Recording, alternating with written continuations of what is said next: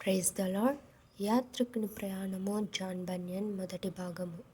విశ్వాసి మళ్ళీ వెళ్ళి వాచాలుని చూచి, అన్నా క్షేమమా, నీకేలాగున్నదనెను.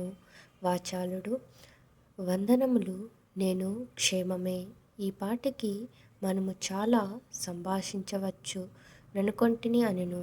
విశ్వాసి, మంచిది, నీకిష్టమైతే మనము ఇప్పుడే మొదలుపెట్టవచ్చును.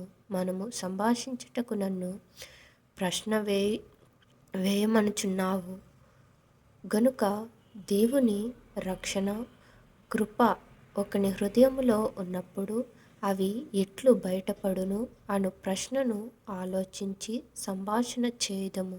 వాచాలుడు, అట్లయితే మన సంభాషణ వస్తువుల శక్తిని గూర్చినదై ఉండవలెననుకొనుచున్నాను. మంచిది, నీవు అడిగిన ప్రశ్న బాగుగానున్నది. దానికి జవాబిచ్చుటకు సిద్ధముగానున్నాను. సంక్షేపణ నా చిన్న జవాబు ఏదనగా, మొదట దేవుని కృప ఒకని హృదయము కంటే అది పాపమునకు విరోధముగా పెద్ద కేకలు వేయును. తరువాత విశ్వాసి, ఆగుము, మనము ఒకటొకటిగా వాటిని విచారించుదము. ఆ కృప ఆత్మను తన పాపమందు అసహ్యపడునట్లు చేయుట వలన కనబడునని నీవు చెప్పితే మరి బాగుగా నుండునని నాకు తోచుచున్నది. వాచాలుడు, ఏమి పాపమునకు విరోధముగా కేకలు వేయుటకును దానియందు అసహ్యపడుటకును ఏమి భేదమున్నది? విశ్వాసి, ఓహో, చాలా భేదమున్నది. యుక్తి చేత నొకడు పాపమునకు విరోధముగా కేకలు వేయవచ్చును, కానీ దేవుని భక్తి చేతను దానికి విరోధమైన వైరము మనస్సులో ఉంటేనే గాని దానియందు అసహ్యపడుట వాని వలన కాదు.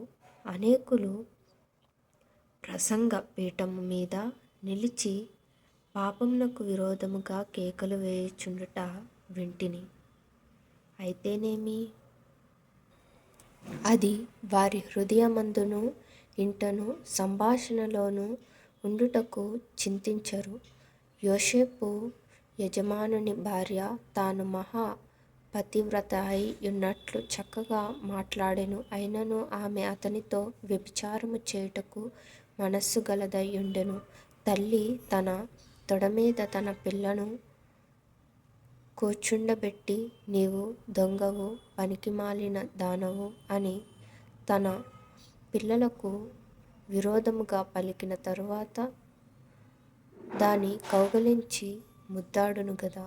అటువలనే కొందరు పాపమునకు విరోధముగా కేకలు వేయుదురు. వాచాలుడు, నీవు మాటలతో చిక్కులు పెట్టుటకు వచ్చియున్నావని నాకు తోచుచున్నది. Thank you.